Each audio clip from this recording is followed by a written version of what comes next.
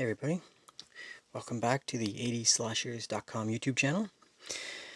On today's video, we are going to do a quick review on My Bloody Valentine. So yeah, this is an exciting one. This is one of my favorite 80s slashers of all time. So I'm excited to finally talk about it. I'll discuss the film first, but I'm really excited about this Blu-ray. But after I discuss the film, we'll definitely get into this Blu-ray. So yeah, this is a nice one to have for me. I was really excited to get this. But before we get to that, so My Bloody Valentine. This film was released in 1981, February of 1981, and that is like directly at the height of the 80s slasher craze. You know, Friday the 13th was released in May of 1980, and from that point on, pretty much to the end of the year and early 81, and throughout basically all of 81, this small little subgenre of film was just exploding, and this is right in the center of that craze. This is a film. It's a Canadian film, so I'll say right off the bat, I've said it before in other videos, I'm extremely partial to this film. This was filmed in Cape Breton, Nova Scotia, and that's the neck of the woods that I'm from. You know, I've lived in Nova Scotia for a few years in growing up in my teenage years. But even as a child, I used to go to Nova Scotia almost yearly, to visit family and vacations and whatnot. So I'm very familiar with Nova Scotia in the 80s and in the 90s. So the way this was filmed, the way this looks, everything about it, it just rings so true to me. It just reminds me of home growing up. And this is the only 80s slasher that really does that for me because it was filmed where I'm from. So yeah, I love this film. So I am a little partial to this, but yeah, this is my second favorite 80s slasher of all time, right behind the original Friday the 13th. That's how much I like this film. So, I'm not burying the lead. That's what this review is going to be about, me gushing about this film. Um but yeah, so let's get into it. The opening scene of this film is fantastic. It just opens directly. Okay, before I get into this, again, spoilers. There will be some mild spoilers. I'm not going to get into any of the major plot details or anything like that. But it's hard to discuss these films without talking about minor spoilers. So be warned. Yeah. Okay. Sorry. The opening scene. Opening scene. It opens in down in the mine. Two miners, walking through the mines with their full get up, the masks, the headlamps, the pickaxes, and it turns into the killer, taking like an attractive female down in the mine, and she disrobes and a little bit of skin, and the first kill happens there. And it's just a great way to set up what this film, it encompasses the whole film. It's like this film is gonna be dark, it's gonna be moody, atmospheric, and there's gonna be some, I want to say titillation, but that's not really the case with this film, to be honest. But that was probably the most titillating scene in the entire film. But yeah, there's gonna be blood, there's gonna be gore. It's just a great way to kick off the film. It's fantastic. I just love the way this film opens. Yeah, and I've never noticed it before. On this last watch, because I just recently watched this again, I've never noticed it before. But there's on these masks right here. There's like a tube, what do you call it? Like a hose, like a hose on like an air hose that goes down. And the chick grabs this thing on the mask, and she's like caressing it. She's caressing the front of this hose, and it's very suggestive. And I don't know why I've never noticed that before, but it's the most sexually graphic thing in the entire film, and it's hilarious. It's so funny. Anyway, just point that out. But yeah, the opening scene is fantastic. What a great way. After that, it kicks into like the scenery, the location for this film. And this is basically, it takes place in a blue collar mining town in Cape Breton, Nova Scotia. Um, and that's one of the biggest things I love about this film. Is it's just so much charm. This little mining town. Um, just like you see like the cars driving down the road. Like one side is like a couple businesses, and the other side is like the ocean, like the cliffs of the oceans and whatnot. And there's like the local laundromat. There's like the town hall, like the fire center, or the fire hall. Um, it's like, and then you got like the mine, like people driving up and working at the mine, like with the big industrial fence. It's so charming. It's so 80s. It's so Nova Scotia, Canadian East Coast. Um, I just love it. It's such a good location to set this this film in. So like again, it's very familiar to me. So maybe people don't like it. Maybe they like other locations like um, Haddonfield is feels more like home to our American viewers, and stuff like Camp Crystal Lake. Maybe people in near Jersey and in northeastern United States. For me, this feels familiar, and it's a great location in my opinion. So yeah, just the overall feel of the town is fantastic. And one thing, again, I've said it before in videos, but um, I swear this movie must have been sponsored by Moosehead Beer. The, Moose, for those who are not familiar, I don't know how widely available Moosehead Beer is. In Canada, especially on the East Coast, in the Maritime provinces, Moosehead Beer is it's quite it's everywhere. It's quite familiar to anyone who is in the area. I don't like it. I think it's kind of gross. I would never drink Moosehead. It's not a good beer in my opinion. Um, but I know it's very iconic. It's got that green bottle, and it's just it's all over this movie. And it's just one of those little silly things. Again, it just makes me smile about it. Just reminds me so much of home. Growing up, like people, older brothers and stuff, and going to parties, people drank Moosehead. It's part of life, and it's so funny.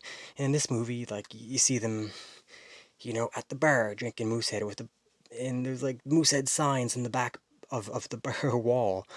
Um, there's people, at like the Valentine party drinking Moosehead. There's old women walking down the street carrying large 2-4 cases of Moosehead beer. It's fantastic. I don't know. It's just another little charming thing about this film that I just really like. So yeah. So again, the overall atmosphere, location is just incredibly well done. It's filmed really well. It's shot. It's one of my favorite locations. Speaking of locations, if you haven't checked out my top 10 slasher location videos, I'll link to it below. This is on that list because of not only the location but the rest of the mine in this film, which we will talk about. So yeah, so that's great. The the one of the best, the strongest parts of this film, in my opinion, is just the story. Everything about the story in this film, it's really good. It makes sense. Nothing seems too forced, trying to set up the plot twists or anything like that. Everything works really well. I feel like the script for a slasher film, it's a strong script. You can't say that a lot of about a lot of slasher films. A lot of them are just hastily written, you can tell, and they're putting stuff together, and when they get to the twist to try to make it all make sense, they usually don't pull it off too well. Here they do a very good job. Um, the flashback, like the setup to the story. like the prior evil. These films always have like a prior incident that took place, something bad that happened in the past, which is coming back to haunt the current residents. And this film is no different. And this is the flashback of Harry Warden, the story of Harry Warden. I won't get into it too much in case you're not familiar with the story. I don't want to ruin it too much. Um, but just the way that they tell the story, there's an incident in a mine that happens, and people are hurt and killed. Somebody gets angry. A miner called Harry Warden, and he goes on a killing spree, um, killing people. And he does it every time there's a Valentine's Day party or dance. And he says, "Do not have this dance because this is the day that this prior evil happened." So the town, they don't have a Valentine party or a dance, because Harry Warden will come and kill people. So of course in this film, 1981, um, it's the first time they did it in like 20 years, and they're like, "Oh, screw it, we're gonna have this dance," and then people start dying. So the whole question is it Harry Warden? Is Harry Warden back? Is it someone else? That's the mystery. So for the sake of this review, I'll just refer to the killer as Harry Warden. Is it? Is it not? That's the mystery of the film. Um, but yeah, it's just the way they show the backstory, they tell the story. It just makes sense. It's really well done.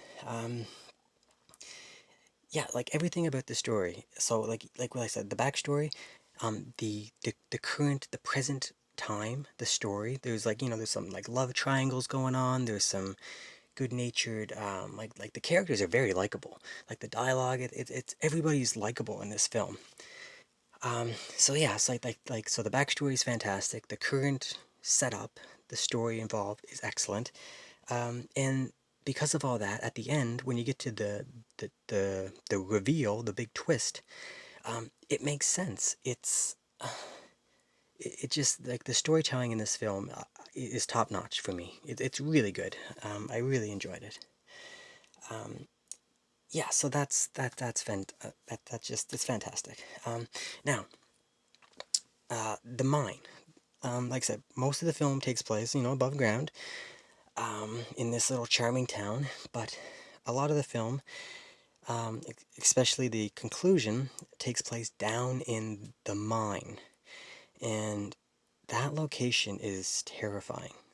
It's ah man, it's so unique. There's nothing else like it except for, of course, the remake. But there's nothing like it. And what a terrifying atmosphere, to be chased by a killer. Even without the killer itself, that location, it's dark, it's dangerous, it's claustrophobic. It's just all by its. You don't need a killer down there to make it scary. Like just the scenes of them going down, partying, having fun. I'm just like it makes me anxious. I'm like, I don't think I'd want to do that. I don't want to go down into mine.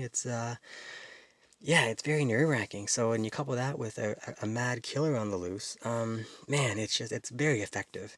Um, I've seen this movie so many times, it's not really scary for me anymore, but I can just imagine the people, in the early 80s going to the theater watching this, or, watching it as a 10-year-old. It's terrifying, like such a terrifying location and scenario. It's fantastic. I just absolutely love this. Um, yeah, and another thing, it's the scenes shot down in the mine. It's really well lit. Like the filmmaking down there. The director, his name was George Mahalka. I'm pronouncing that right, George Mahalka. Um, it was lit so well. It's such a dark location, but it just has a way, like the things that need to be dark are dark. The things that need to be illuminated are lit up just perfect. It's just very well done. Yeah, big fan of the filmmaking style, for this film. Very good. So Harry Warden, the killer Harry Warden. Now this may be, I don't know, maybe this is a hot take, maybe it's not. I believe he is a top three killer in all of 80s slasher. If you take out the franchise killers, Jason Voorhees and Michael Myers, I think he's the best one. Now, uh, he's almost, if not even more scary, in my opinion, than Michael Myers and Jason Voorhees. It's just those two guys have such, they're so iconic, and it's hard to put anyone above them because we've just seen them so much. They're just a part of pop culture. They're just, so it's hard to rank Harry Warden above them. But I'm telling you, if I was down in a mine or somewhere dark and he was chasing me or Jason Voorhees was chasing me, um, the look of this guy, I don't know, man. I would not want Harry Warden chasing me. Um, Very scary, very scary. So the killer in this is, besides the location, the killer is the big star in this film for me. There's one scene down in the mine, and he's just walking in the mine, and he has his pickaxe, and like the victims are like terrified, running away from him, and he has his pickaxe, and as he's walking down the mine, the little lights, he smashes one, he walks a couple steps, smashes, and he just like taking the lights out one by one to make it darker and darker, and just the way he walks, the way he carries the pickaxe, just the outfit, the light, the breathing, like like it's almost like a Darth Vader, like like it's, man, it's just very effective. Yeah, Harry Warden, one of the best killers of all time, in 80s slashers, without a doubt for me. And the kills in this film are amazing. I'm gonna get into, like, this version compared to other versions, because if you're not familiar, this film was infamously butchered, by the MPAA. All the kills were taken out. For the longest time, people didn't get to see the full uncut kills. And they were pretty tame in the previous versions. In this version, we get them. We get almost everything that was ever filmed, in its uncut format, and they're fantastic. These kills they're brutal. They're they're kind of mean, like they're really mean spirited. It's just, oh man, they're really good kills. Like, and they're unique. They're inventive. You get stuff like like a pickaxe through the through the bottom of a jaw. You get like a you get a chick's head impaled on a sprinkler with the water shooting out of her mouth. There's some good stuff. Bodies stuffed in like clothes dryers. There's some really, really fun and inventive kills in this film. So yeah, this is, I'm so happy we have this edition, with the uncut kills, because you can really see what the director was going for, and he wasn't pulling punches. Like, he was out to show the blood and the guts, and he did a fantastic job. Um, so the final chase in this film is also, it's not very long, to be honest. Like the chase sequence is pretty long, but like the very final part, when it's down to the last couple survivors, and Harry Warden, it's fun. Like, it's being chased in the dark. There's like some of the mining carts on the tracks, and they're like climbing on there. It's really exciting. And there's some hand-to-hand combat on top of these carts, and it's fun. It's a good final chase sequence. Again, something that not a lot of 80s slashers can really say, but I really liked it. So, and it's good, and it leads to, like I said, like a final reveal. I love the reveal in this film. It's hard to guess. I would say it's impossible. Well, I don't know, maybe not, but I feel like it's impossible to guess on your first watch, just because it's not. I don't think it was set up. There was no clues or hints dropped to let you know, um, what the reveal was. It's just, and it's well done, and after it's all said and done, it makes sense. Like, you're like, okay, and if when you go back and watch it on repeat viewings, it makes sense. Like, sometimes you watch these films and you're like, well, that doesn't make sense because this person was doing this over here at this time, and logistically it doesn't. Like, this one, it does. It makes sense. And it's not too far-fetched to make it work. It works really well. So again, it's part of the good story, and um just like a strong script. It works really well. Um, so yeah, that's it. That's my thoughts on this film. I didn't say anything negative about this, as you can see, and it's because I love this film. I think it's really good. Um, and it is I think it's the best standalone 80s slasher there is. And you know, the only film I think is better is the original Friday the 13th. That's part of a franchise. So this would be the best standalone 80s slasher in my opinion. That's, a lot of people probably disagree. But I think a lot of people have this up pretty high. This is a well thought of 80s slasher. Um, it's fantastic. I love it. So yeah, so that's it. My Bloody Valentine, 1981. Um, so yeah, so um, let's get on to the Blu-ray here. So this Blu-ray as you can see, was released by Scream Factory, um, Shout Factory, Scream Factory. Um,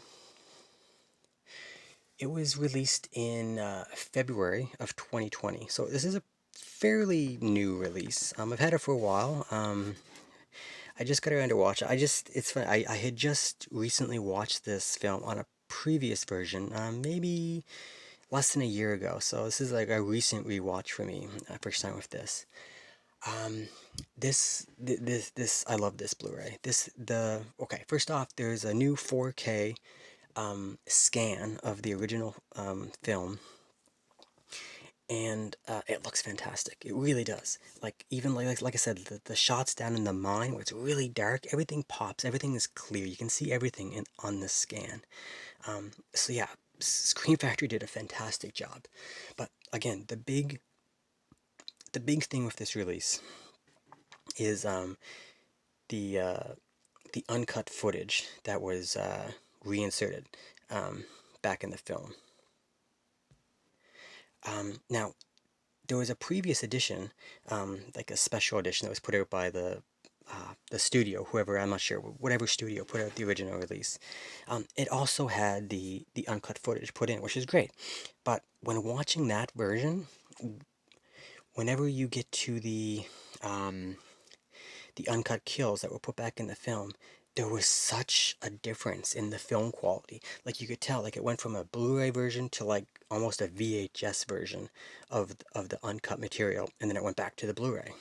Um, and at the time, I was like, "Who great? Who cares? It looks good enough for me. I'm getting the kills. It was fantastic." In this film, it's seamless. Um, for the most part, I would say it is. I think there may have been one or two small instances that there was a little bit of a downtick in film quality, but like 80-90%, you couldn't even tell. It was fantastic. The original footage with the uncut footage just blended together, and it looked really good. So man, I was so happy to see that. This is, in my opinion, the definitive version of this film. I don't, I guess we could get a 4K version of it at some point, which would look better. But in terms of Blu-ray, this is you're not going to beat this on Blu-ray. This is the best version that is out there, by far. Um, so yeah, audio. Yeah, I'm not a huge audio person. I have a good setup, but I don't, it sounded good to me. It was loud. Everything sounded good. There's no complaints with the picture or the audio quality. So if you want the best version of this film, the Screen Factory version is the best one for sure. So special features, you get quite a bit here. It's funny because you look on the case here. This is a 2 disc set. The disc one, you get the theatrical version, so that's the regular version with all the cut footage. Disc two, you get the uncut version. Each disc has their own set of some special features. On here, it doesn't say much. It says like new scan of the film, trailer, TV spots, radio spots, and it says on this version it says and more. And it doesn't say, like when you open this up here. So this is the new artwork made for this, and this is the original poster art, which I prefer. I love this. Um, and yeah, you get like obviously the reversible cover art inside here, matching with this. Um, yeah, and you get the two versions, the uncut version with the new artwork and the theatrical version with the original artwork. So pretty cool. Um, so yeah, so on this disc here, disc two, the uncut version, basically, I'll tell you what the special features are because again, it doesn't really say. On this, on the extended cut, you get before the film starts, you get a little intro. It's like 20 seconds from the director George Mahalka, just saying like, "Hey, welcome to My Bloody Valentine. This is the uncut version. This is the first time that you're gonna see it the way I intended for anyone to see it." So, which is cool. Just like 10 seconds. Obviously, he's on board with this release, so it's great. It's fantastic. Um, and then you get there's like a song on here, like the Ballad of Harry Warden by one of the actors, I think, who actually he's at like a horror convention. He's just playing this song for the horror convention. It's pretty cool. But the big release, or the big special feature, and the last one on this disc, there is a 35th anniversary cast reunion. That's about 45 minutes long, and it's at I think it's at the same horror convention um, as the song was on. And it's a bunch of the director and maybe, I don't know, 7 or 8 of the cast members on stage, and there's a moderator, and he just asks them questions, and they're telling tales of the filming and like the production and the stories of the deaths, and it's just it's really in depth for it's 45 minutes of it. It's good, so that's a good special feature if you're into that sort of thing.